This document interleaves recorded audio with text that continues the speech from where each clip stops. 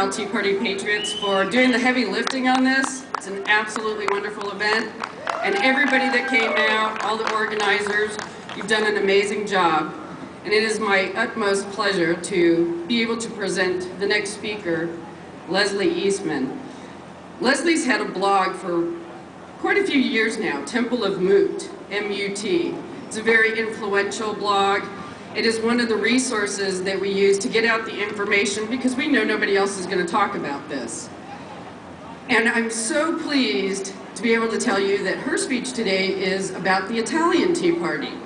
We have taken this notion and idea of freedom and liberty and sent it overseas. And Italy now has an enormous tea party. And so Leslie was fortunate enough to be the guest speaker this summer at their tea party. And so she's going to tell you what the Italians do and how they do at tea parties. So give it up for Leslie Eastman.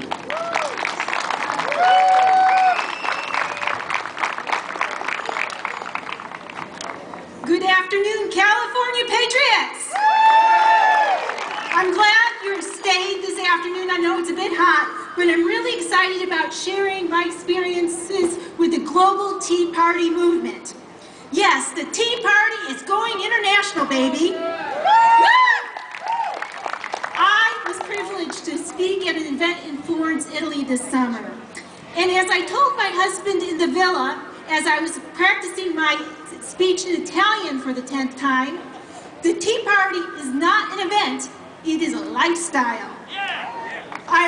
And as I go through my speech today, I'm also hoping to refutate a couple of the assertions the mainstream media is making about the Tea Party through my own personal experiences as a co-founder of the Southern California Tax Revolt Coalition. My involvement with the International Tea Party began this May when me and my two Tea Party patriot friends, Don Wildman and Sarah Bond, were invited by the U.S. State Department to come and chat with a group of young, future European leaders. Another word for young bureaucrats. And they wanted to learn more about the American Tea Party. For example, some were curious to know whether or not it was that vaunted third party. Now, as during our discussions, the differences between the old Europe and the new Europe became transparently clear. For example, one of the shiny new bureaucrats from the old Europe said that he liked high tax rates, as it made his country better than ours. Interestingly, he came from a country that is on the verge of bankruptcy. I'm just glad my friends Don and Sarah were there to hold me down before I created an international incident. On the other hand, the representatives from the new Europe were obviously taking notes on how to actually form Tea Party groups. And a couple of weeks later, we were contacted by the coordinator of Tea Party Italia. The coordinator, David Mazzarelli, is a young 28-year-old businessman who has a passion for liberty and freedom that is the equal to any person in this audience. He was planning at that time to hold the first Italian Tea Party event in his hometown of Prado. And he contacted the Southern California Tax Revolt Coalition for some tips and helps with promoting this event. Happily, I was able to get this information out using my website, the Temple of Moot, and my posts were linked to very kindly by my fellow blogging team in San Diego. And luckily for me, I was also linked by a few major websites, including I Own the World. Using Google Translate, I was able to translate articles between Italian and English and back, really enhancing the dialogue between Americans and Italians. One of the most moving and joyful moments of my life was following the comments on Tea Party Italia's Facebook page. As you saw on that Facebook page, the wonderful statements of mutual support, admiration, friendship, and respect between citizens, citizen-to-citizen dialogue that really enhanced understanding between people. And I think this is the kind of diplomacy that is far more effective than the type of diplomacy currently administered by Obama and his team. In the interest of balanced reporting, I need to tell you that our opponents also made a few choice remarks. These are classic examples of smart diplomacy. Insult your allies. Many of you may recognize these chestnuts. Fascist, racist, right-winger. It seems the only one they didn't use was well-dressed. But they're Italians. I guess that was naturally assumed. The Tea Party in Prato was a success, bringing about 200 Italians together to celebrate liberty and limited government. David and his team went on to organize 5 more events over the past couple of months, including one in Florence, at a time my family was vacationing there. After a few email exchanges, David arranged for me to be a guest speaker so I could tell them about my experiences 18 months of citizen activism. Now here's the challenge. I'm fluent in exactly 2 languages, American and English.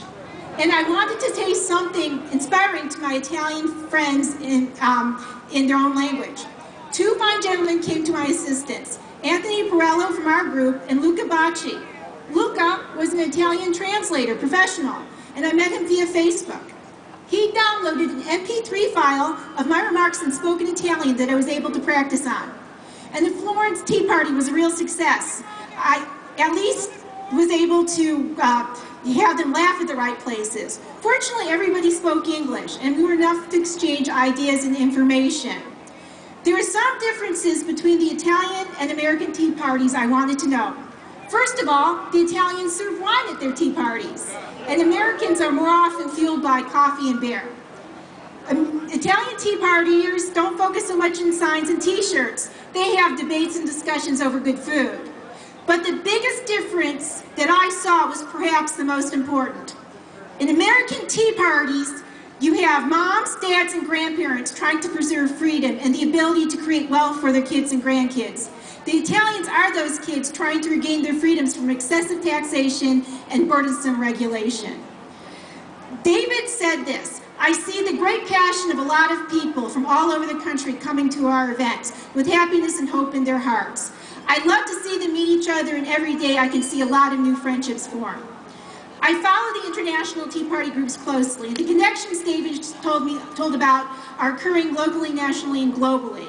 So when the legacy media tries to make the Tea Parties into uneducated, mobbish, bitter-clinging Bible thumpers from small-town America, just know that we're now having an international liberty franchise.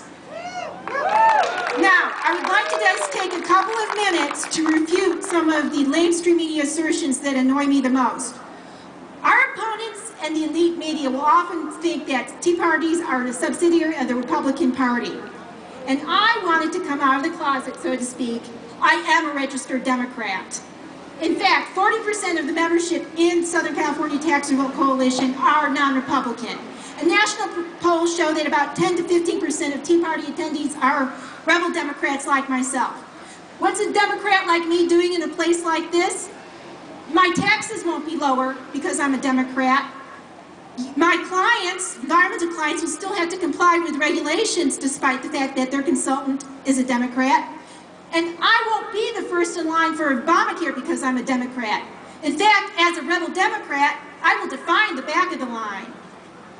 Some of you may be wondering why I remain a Democrat. Well, that's because there are certain pleasures still to be had.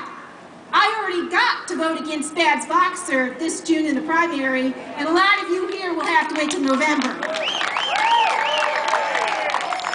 And just imagine my joy come 2012. Speaking of 2012, I wanted to address one last fallacy that leads media and ruling classes promoting. The Tea Parties can't go the distance. As a media coordinator for my group, I field loaded questions about declining membership and lack of enthusiasm. I tell them they must be confused. The ruling class also deems that we Tea Partiers are not going to last either. In fact, Senator Lindsey Graham referred to us as bees, that we would sting once and die. I say Graham is correct only in this sense. Soar like an eagle, sting like a bee. After November, you won't tread on me.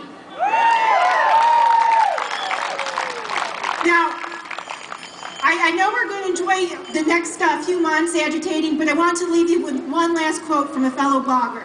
And it's based on something that the Dos Equis, most interesting man in the world, says in his ad. "I don't often choose to become politically involved.